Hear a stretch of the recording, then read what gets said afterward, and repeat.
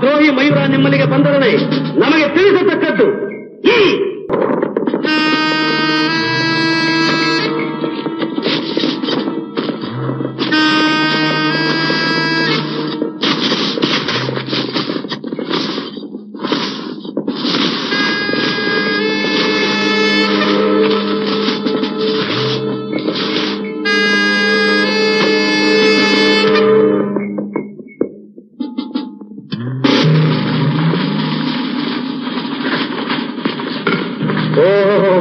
ಬರಬೇಕು ಕೊತ್ವಾಲ್ರು. ಇವತ್ತೇನು ಅಕಾಲದಲ್ಲಿ ಮಳೆ ಬಂದ ಹಾಗೆ ಗರಡಿ ಮನೆಯವರೆಗೂ ಪಾದ ಬೆಳೆಸ್ಬಿಟ್ರಲ್ಲ. ಹೇಳ್ಕಳಿಸಿದ್ರೆ ನಾನೇ ಬರ್ತಿದ್ನಲ್ಲ. ಅದಕ್ಕೆಲ್ಲ ಕಾಲಾವಕಾಶವಿಲ್ಲವೆಂದೇ ನಾನೇ ಬರಬೇಕಾಯ್ತು. ಸುದ್ದಿ ಕೇಳಿದ್ರೇನು?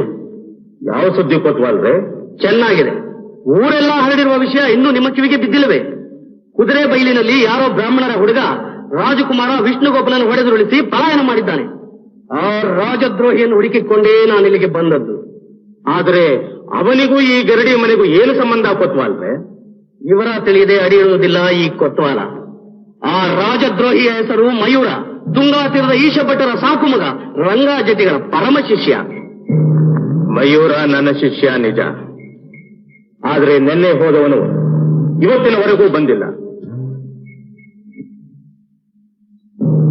ನನ್ನ ಮಾತಿನಲ್ಲಿ ನಂಬಿಕೆ ಇಲ್ಲದಿದ್ದರೆ ಸ್ವತಃ ತಾವೇ ಪರಿಶೀಲನೆ ಮಾಡಬಹುದು. ನಂಬಿಕೆಯ ಮಾತು ಬೇರೆ, ಕರ್ತವ್ಯದ ದೃಷ್ಟಿ ಬೇರೆ.